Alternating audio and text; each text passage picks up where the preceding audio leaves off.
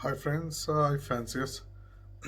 අද අපි කතා කරන්න යන්නේ බෙල්ලෙ ලෙඩේ ගැන. බෙල්ලෙ ලෙඩේ කිව්වම අපි කියනවා PMV1 පාරාමික්සෝ වෛරස් එක. මේක මේ තව හඳුන්වනවා නිව්කාසල් ඩිසීස් කියලා. ගොඩක් දෙනෙක් අහපු නිසා මම මේ වෛරස් එක ගැන පොඩි වීඩියෝ එකක් කරන්න හදන්නේ. මේ වීඩියෝ එකේදී සමහරක් ඉන්ෆර්මේෂන්ස් අපිට ගන්න වෙනවා නෙට් එකෙන් පවා. ඒ නිසා මේ සමහරක් ෆොටෝස් මම නෙට් එකෙන් බරව කරපු ෆොටෝස් තියෙනවා. එන ගත්ත ෆොටෝස් තියෙනවා. මේ ලෙඩේ හැදෙන්න එක මේක ගොඩක් පරණ ලෙඩක් නෙවෙයි 1980 ගණන් වල වගේ තමයි මේ ලෙඩේ පැතිරලා තියෙන්නේ. පැටලලා තියෙන ගොඩක්ම ඒගොල්ලන් කියනවා මේ මිඩල් ඊස්ට් අරාබි කරේ ඉරාක් සෞදි අරාබිය වගේ රටවලින් තමයි මේ ලෙඩේ ඇවිල්ලා පිහිදිලා කියලා තියෙන්නේ. විහිදිලා පැතිරලා තියෙන්නේ. ලංකාවට එහෙම ඇත්තටම මේ ලෙඩේ එන්න විදියක් නැහැ. මොකද ලංකාව අයිලන්ඩ් එකක්. නමුත් මම හිතන්නේ ලංකාවට පිටරටින් ඉම්පෝට් කරපු සත්තු එක්කෝ සංක්‍රමණය කරන සත්තු ලංකාවට එන කුරුල්ලෝ වගේ සතු වලින් බිත්තර අරන් ආවිල්ලා ඉම්පෝට් කරපු සත්තුන්ගෙන් කුරුල්ලන්ගෙන් තමයි මේක ගොඩ දුරට ලංකාවේ ස්ප්‍රෙඩ් වෙලා තියෙන්නේ. ස්වීඩන් වල මේ වෛරස් එකට ගොඩාක් මේ අවධානයක් යොමු කරනවා. අපේ ෆෙඩරේෂන් එක අපිට වැක්සින් එකක් ඉෂු කරනවා නොබීලා කියන මාක් එකෙන් පාරාමික්සෝ වැක්සින් එකක්. මේ වැක්සින් එක අපිට දෙපාරක් අවුරුද්දට දෙනවා මේ පරයින්ට ඉන්ජෙක්ට් කරන්න. මොකද ඒක නිකන් අපිට දෙන්නේ නමුත් ආණ්ඩුවෙන් එකට බෙදක් යොදලා තියෙනවා. මොකද මේකේ පැතිර යන එක අඩු කරන්න. පාරාමික්සෝ වෛරස් එක පැතිරෙන්නේ ගොඩක් දුරට කුරුල්ලන්ගෙන් කුරුල්ලන්ට. ඒකම ජරාව හරි පරවිය පාගල ඒගොල්ලන්ගේ. ගොඩක් සමහරක් විට හිතනවා මේක වාතෙනුත් වෙනවා කියලා. සමහර කට්ටිය කියනවා මීටර 50ක ඇතුළත වාතෙන් කියන්නේ හුළඟෙන් ඒක යවන්න පුළුවන් කියලා මීටර 50ක කවයක් ඇතුළත. සමහරක් කරන්නේ මේ වෛරස් එක හැදුනම ඉගිලෙන නිදැල්ලේ හැසිරෙන සත්තුන් නම් කිලෝමීටර් 50ක් විතර මේ වෛරස් එක පැතිරීමට ප්‍රතිශතය වැඩි කියලා කියනවා. ඒකම මේ වෛරස් එක හැදුනම ජරා පරවිය ජරා කරන හෝ ඒගොල්ලන් දාලා යන අපි කියන්නේ සාක්ෂි උඩ සතියක් දෙකක් පවා මේක පොළවේ ජීවත් වෙන්න පුළුවන් මේක වෛරස් එකට. ඒ නිසා අපිට මේක ගොඩක් දුරට පැතිරෙන්න ගන්නවා ෆැන්සිගේ මාර්ගෙනුත්. ෆැන්සිය කියන්නේ සමහරක් ෆැන්සිගේ ගෙදර කූඩුවකට ගිහිල්ලා එයා ඒ සපත්තු දාගෙන ඒ සපත්තු වලින් ඒ ජරාව පාගගෙන තවත් එයාගේ කූඩුවට ආපුවාම ඒ ජරාව පැතිරෙනවා. මම මේ වීඩියෝ එකේ පෙන්නන්නම්. මම මගේ සත්තුන්ට වෙනම මට සපත්තු කොට්ටමක් තියෙනවා, ඇඳුම් කට්ටලක් තියෙනවා. මගේ ඇඳුම් කට්ටලේ සපත්තු දෙක පමණයි මම මගේ කූඩුවට යද්දී පාවිච්චි කරන්නේ. හදිසියකට හදිසියටවත් ගියොත් එහෙම ඒ සපත්තු වෙන සපත්තු දෙයක් දාන් ගියොත් එහෙම මම ගොඩක් දුරට කූඩුව ඇතුළට යන මේවා කරන එකම කවුරුහරි ෆැන්සි කෙනෙක් මගේ කූඩුවට ආවත් මම එයාට කූඩුවෙන් කොරිඩෝ එකෙන් මතු පිටේ ඉඳන් බලන්න කියනවා ඇරෙන්නේ යාට මගේ සෙක්ෂන් එකකට යන්න දෙන්නේ නැහැ. මාව ආශ්‍රය කරන ගොඩක් කට්ටිය දන්නවා. මම ගානට කියන පෙන්නන සතා මම අරන් ගෙනත් දෙන්නම්. මොකද එයා දාන් එන සපත්තුවේ තියෙන ජරාව මගේ කූඩුවට එන්න පුළුවන්. ඒක ගොඩාක් විශ්වාස වැදගත් දෙයක්. කූඩුවකට යද්දී පුළුවන් තරම් වෙනම සපත්තු කට්ටලයක් වාගේ පාවිච්චි කරන්න. ඔය කූඩුවට වෙනම සපත්තු කට්ටල පාවිච්චි කරන්න. එක එක කට්ටියට කූඩුව ඇතුළට එන්න දෙන්න එපා. මොකද ඒක තමයි මේ ලෙඩේ පැතිර යන එකේ ප්‍රධාන දේ. දෙවෙනි එක තමයි කැලෑ අපි කියන්නේ වනගත වෙලා ඉන්න පරවියෝ. එතකොට අපි කියන්නේ කොමන්නු කියන්නේ කොමන්නු වගේ එකපාර අපේ කූඩුව ඇතුළට ආවොත් කොමුන්නුන්ට මේ ලෙඩේ 90%ක්ම තියෙනවා. ඒගොල්ලන් අපි දැකලා තියෙක පාර කොමුන්නු ගොඩාක් ඉන්නවා නගරක. ඊට ගමන් ඒ සත්තු භාගයක්ම නැති වෙලා යනවා. වඳ වෙලා යනවා.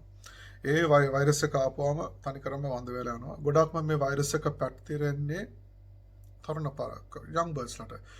යං බර්ඩ්ස්ලට හැදුනම 100%ක්ම කූඩුව මරන්න පුළුවන්. 100ට ඒ කියන්නේ කූඩුවම තනිකර මරලා දාන්න පුළුවන්. ඉස්සලාම වෙන්නේ සතියක් විතර යනකොට ඒගොල්ලන් වමනේ දාන්න ගන්නවා. ඊට පස්සේ බෙල්ල කරකවන්න ගන්නවා.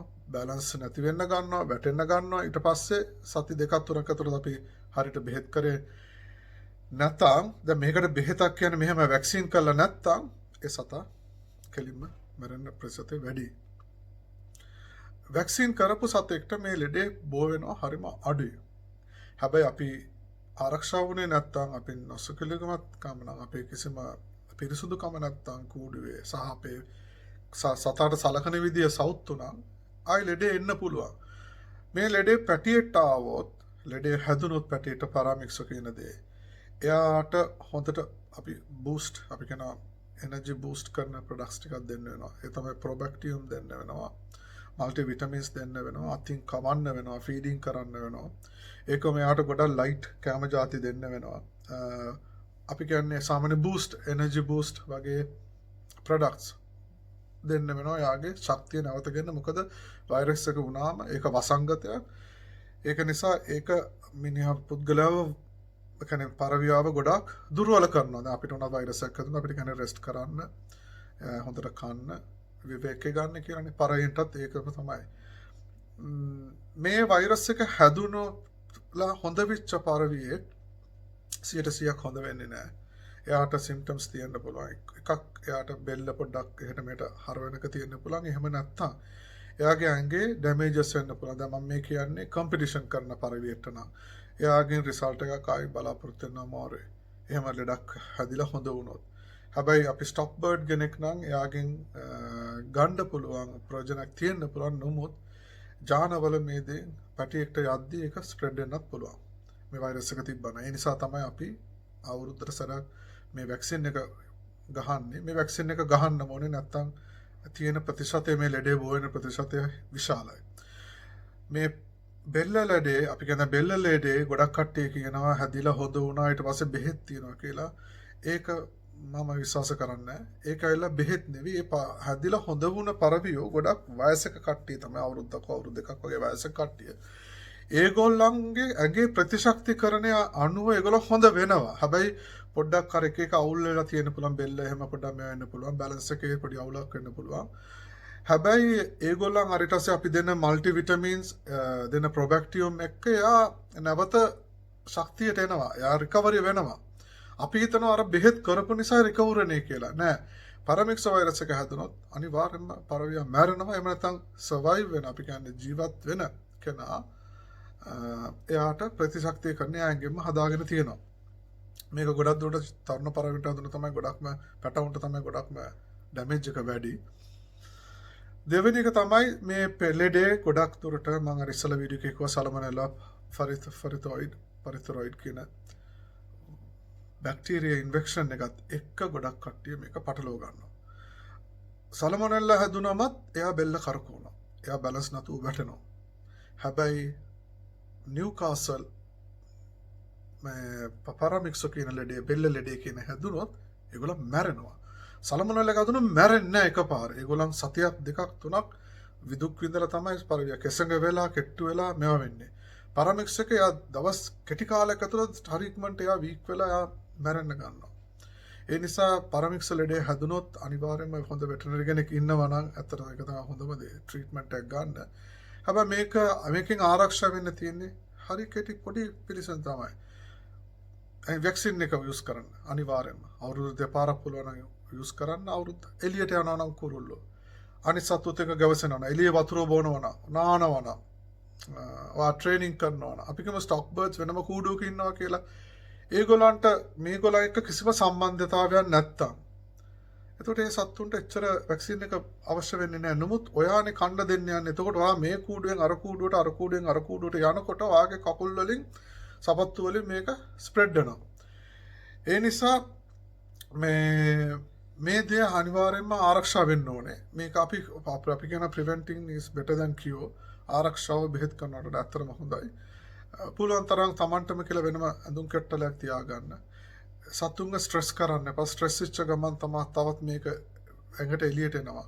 දැන් ලෙඩ වෙච්ච සතෙක්ව ලෙඩ වෙච්ච කූඩයක් පුළුවන් තරම් ආරක්ෂා කරන්න. ඒගොල්ලන්ගේ ස්ට්‍රෙස් එක අඩු කරන්න. කෑම ටික හොඳ කෑම දෙන්න, මල්ටි විටමින්ස් ප්‍රොබැක්ටියම් දෙන්න. එතකොට මේකෙන් ආරක්ෂා කරගන්න පුළුවන්.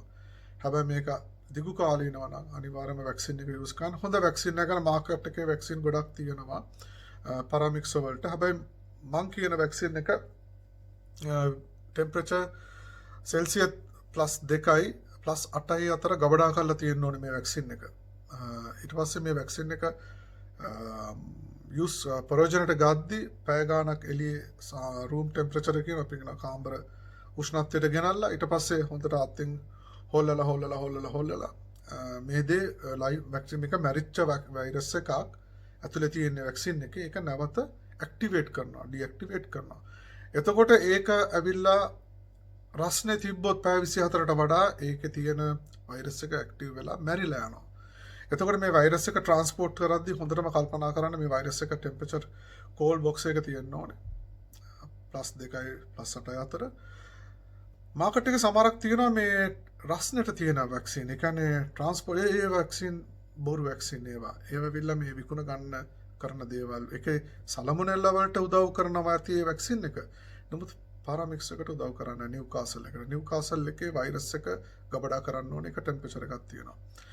ඊට පස්සේ අපි දැන් මේ ලෙඩේ හඳුනා ගන්න නම් අනිවාර්යයෙන්ම පාරය වමන දානවා, දියාරුවට බඩ යනවා, ඊට පස්සේ එයා බෙල්ල කරකවන්න ගන්නවා. හැබැයි සලමොනෙල්ලා එකේ අනිත් පැත්තේ යාට යනවා කොළ පාට බඩ වගේ. සලමොනෙල්ලා එකේදී පාරය වමනේ දාන්නේ. සලමොනෙල්ලා එකේ පාරයේ බැලන්ස් එක යන්න පුළුවන්. තට්ටේ ගෙඩියක් එන්න පුළුවන්. මම මේ සලමොනෙල්ලා වීඩියෝ එකේ වාට ඔයගලන්ට පෙන්නලා තියෙනවා. කොහොමද කරන්න කියලා. නිව්කාසල් එකේදී බෙල්ල කරකවන ලෙඩේ ඇවිල්ලා බැලන්ස් නැතුව පාරය මෙහෙම උඩ බල කැරකි බෙල්ල නිකන් 365ම කරකවනවා. සල්මොනෙල්ලා එකේදී බෙල්ල එහෙම කරකවන්නේ නෑ යා. එයා බෙල්ල හරවනවා. නමුත් එයාට නැගිට ගන්න බෑ. කකුල් පන නෑ වගේ වැටෙනවා. නිව්කාසල් එකේ එහෙම නේ. නිව්කාසල් එකේ පාරය කෙලින්ම බිමට වැටෙනවා, කැරකෙනවා. ඒක ගොඩක් දුරට වෙන්නේ නිව්කාසල් එකෙන් කරන්නේ හුස්ම ගන්න නාලවල තමයිලු ඒ වෛරස් එක ගොඩක්ම බලපාන්නේ. ඊට පස්සේ නර්ව් සිස්ටම් එකට යනවලු. ඒ කියන්නේ නහර පද්ධතියට ගිහිල්ලා නහර දුර්වල කරලා එයාව පැරලයිස් කරලා තමයිලු මරන්නේ, හાર્ට් එක නවත්තන්නේ. මේක හරි කෙටි කාලයක සස්තියක් විතර යනකම් මේක ඇඟට යනවට පස්සේ ඇඟට ඇවිල්ලා මේක ඇක්ටිව් වෙච්ච ගමන් ඒක දවස් 3-4ක් ඇතුළත 90%ක්ම කූඩුව විනාශ කරනවා. ඒ නිසා යාළුවනේ මම හැම වීඩියෝ එකම කියලා තියෙනවා වතුර භාජන ගැන, කූඩුවේ පිරිසුදුතාවය ගැන, කූඩුවට පරයෙක් ගේද්දි කොහොමද කරන්ටීන් කරන්නේ මම පෙන්නලා තියෙනවා. ඒ කියන්නේ අපි මේ හැම කතා කරන වීඩියෝ එකේ මම කියන්නේ ආරක්ෂා වෙන්න කියන්නේ. ආරක්ෂා වෙන්න පිරිසුදුකම පිළිවෙත කරොත් ඔය ලෙඩ වලින් ගොඩක් ඈත් වෙන්න පුළුවන්. මම මේ ස්පෝර්ට් එකේ දැන් අවුරුදු 30කට වැඩි මේ සත්තු මම හදනවා. කොච්චර ස්ට්‍රෙස් වුණත් කොච්චර කවලා නැතත් මම මේ රුටීන් එක කරනවා. එහෙම නැත්නම් සතාව ගේන්නේ නැහැ. සතාවේ යාළුවට කියන මට වෙලා නැත්නම් තියාගන්න කියලා. ඒක මගේ කූඩුවට කුරුල්ලෝ එන්නේ නැහැ. ඒ කියන්නේ පිට කුරුල්ලෝ එන්න දෙන්නේ නැහැ. දැන් අපි හිතනවා කුරුල්ලෙක්ව බාගත්තම අපි අල්ලගත්තා කියලා. ඒ කියන්නේ හොඳ උඩ යන පරයෙක් අපි බා ගන්න පුළුවන්. ලස්සනයි කියලා හිතන්න පුළුවන්. අපි ඒක අපේ ලංකාවේ සංස්කෘතිය අනුව දැන් කොහොමද දන්නේ නැහැ. මං ඉන්න කාලේ අපි අනිත් කෙනාගේ පරයව අල්ල ගන්නවා. දැන් මෙහි අපේ කම්පිටිෂන් වලදී පරයෙක් මගේ කූඩුවට ආවොත් මං එයාව මගේ කූඩුවට ගන්න යන්නේ නැහැ, අල්ලන්නේ නැහැ. එයාට වතුර ටිකක් කණ්ඩ ටිකක් එළියෙන් දීලා වෙනම තියෙනවා බකට් එකක්. එයාට රෙස්ට් කරලා එයාට එලවනවා අපි එතන යන්න කියලා. මොකද එයා මගේ කූඩුවට එන්න හේතුව මං දන්නේ නැහැ. එක්කෝ එයා ටයර්ඩ් නිසා එන්න පුළුවන්. එහෙම නැත්නම් ලෙඩද දන්නේ නැහැ. අපි දන්නේ නැහැනේ. අන්තික නිකන් කොහෙද යන දෙයක් ඇඟේ දාගත්තා වගේ වැඩක් වෙන්න පුළුවන් නේ. ඒ නිසා ඒ වගේ සතෙක් අපි කොහොම කූඩුවට ආව ඇල්ලුව කරලා ටක් ගාලා එයාව ක්වොරන්ටයින් කරන්න, සතුත් එක්ක තියන්න එපා. එයාව බලන්න, මොනිටර් කරන්න. ඒ වගේ තමයි වාසතෙක්කුත් ගෙනාවෙද්දිත් මේව කරන යාළුවෝ කවුරුවවත් කූඩුව ඇතුළට යවන්න එපා. එහෙම යනවනම් ඔයාගේ සපත්තු කට්ටලක් වෙනම තියන්න විසිටර්ස්ලාට. ඒ කියන්නේ ආධුනිකයන්ට වෙනම සපත්තු කුට්ටමක් තියන්න. මගේ ගෙදර තියෙන බූට්ස් දෙක මම කියලා තියෙනවා ඕන මේ දෙක දාගෙන කූඩුව ඇතුළට එන්න කියලා. එයා කැමති නම් එයාගේ සපත්තු දෙක ගල්ලා මගේ බූට්ස් දෙක දාගෙන එයි. නැතුව නම් එහෙම නැත්නම් අපිට පුළුවන් බයෝසිකියුර් සිස්ටම් එකක් යූස් කරන්න. දැන් මම මේ කියන්නේ ලොකු බ්‍රීඩර්ස්ලා නම් මම බලන්න ගිහලා තියෙනවා. හම්බ වෙන්න ගිහලා තියෙනවා. ඒගොල්ලන්ගේ එද්දි පරේ කූඩුව ඉස්සරහා තියෙනවා කෙමිකල්ස් වලින් දාපු වතුර කාපට් එකක්. ඒ කාපට් එකේ මගේ සපත්තු දෙක පොඟවලා ඩිෆික්ෂන් ඒ කියන්නේ අපි කියන්නේ විස බීජක නාශක තියෙන එතන. ඒ කියන්නේ මගේ සපත්තු දෙක අඩි දෙක පොඟවලා තමයි ඊට පස්සේ ඒගොල්ලන් මට දෙනවා ජැකට් එකක් දාගන්න කියලා අතුලට එන්න. ඒගොල්ලන් ඒක කරන්නේ ඒගොල්ලන්ගේ ආරක්ෂාවට. නැත්නම් මට නෙවෙයි දැන් මාව යාට කියන්න බෑනේ එන්න එපා කියලා අතුලට. නමුත් එයා මගේ ඒගොල්ලන්ගේ කූඩුවේ ආරක්ෂාවට ඒක කරන්නේ. මොකද මහන්සියලා ගොඩක් වේදම් කරලා සාධන සත්තු. ඉතින් මේක හැම වෙලෙම කල්පනා කරන්න මේකේ ආරක්ෂාව හරි වටිනවා. ඒකම තමයි වනගත වෙලා ඉන්න වල අපි කියන්නේ කොමුන් වගේ සත්තුත් එක්ක ගැවසෙනවා නම් පරවිය එළියේ කනවා නම් ඔය ගොඩක් එළිය කෑමේදී ගැවසෙද්දී තමයි ඔය ලෙඩ එනවා නම් වෙන කැලේ ඉන්න සතෙක් අපි කියන වයිල්ඩ් බර්ඩ් කෙනෙක්ගෙන් එයාට ලෙඩේ ඇවිල්ලා තිබ්බනම් එයාට මේ මොකක්ද ඒකට කියන්නේ ඒ ලෙඩේ පතිරනවා. එයා ජරා කරොත් එම ගොඩක් කුරුල්ලෝ මං කියලා තියෙනවා වීඩියෝ එකම කුරුල්ලොන්ට එන්න දෙන්න එපා. වතුර බොන්න තියන්න එපා එළියේ. නාන්න වතුර තිබ්බා නාන්න වෙලේ වතුර ටික විසික් කරලා හරවන්න පුළුවන් තරම් ඩිසිප්ලින් හදන්න කියලා. මම මේ රේසින් බර්ඩ්ස් වලට කියන්නේ හයි ෆ්ලයිස් කරන කට්ටියට ඉතින් අතර මේගොල්ලන්ගේ පරිවිය ගොඩක් අතැල්ල තිබ්බා මේගොල්ලන් ගිලිලා බහැලා ඒගොල්ලන් නිදැල්ලේ හැසිරෙන ප්‍රමාණය වෙනස්. නමුත් මේ ලෙඩේ හැදුනම එකම දේ තියෙන්නේ ආරක්ෂාව විතරයි. හැදෙන්න ඉස්සෙල්ලා හැදුනට පස්සේ අත්‍තරම ප්‍රොබැක්ටියම් හොඳ මල්ටිවිටමින්ස් වලින් තමයි මේ කරන්න ඕනේ. ඉතින් මම හිතනවා මම මේ බෙල්ල ලෙඩේ ගැන කියලා දුන්නේ කොහොමද පැහැදිලි ඇති කියලා. මේකට ආරක්ෂා වෙන්න එකම දේ තමයි වැක්සින් කරන්න. ඒකම තැන් වලින් එක එක බැක්ටීරියාස් එක එක විස බීජ කූඩුවට ගේන්නත් එපා ගෙනියන්නත් එපා.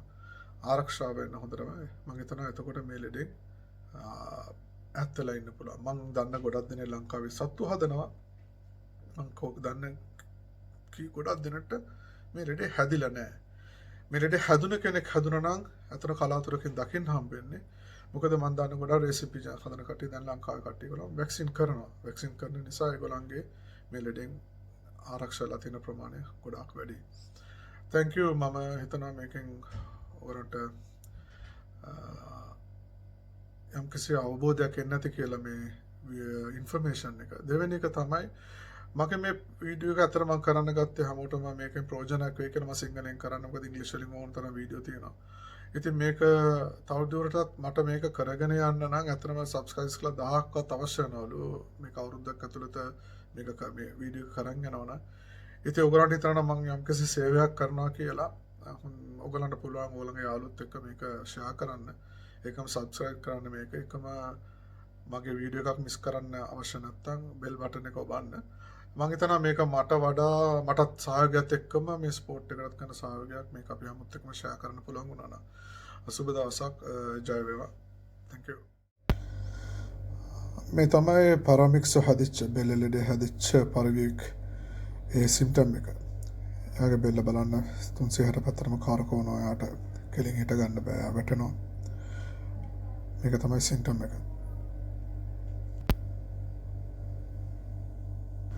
මේ තමයි වැක්සින් එක. මේ වැක්සින් එක දැන් පැය ගානක් එදී තිබිලා රස්නෙට රූම් ටෙම්පරේචර් එකෙන් අවස්සේ හොඳට හොල්ලලා මේක වැක්සින් එක ඇක්ටිව් වෙනකම් ඊට පස්සේ මම මේ වැක්සින් එක මේ සිරින්ජ් එකකට මගේ ළඟ තියෙන ඔටෝමැටික් සිරින්ජ් එකකට ඒකට මේක දාලි වෙලා මේකේ amount එක adjust කරලා ඩෝස් එක adjust කරලා 0.2ක් අපි යූස් කරනවා. මේකෙන් තමයි මම මගේ පරිවියන්ට වැක්සින් කරන්නේ. thank you.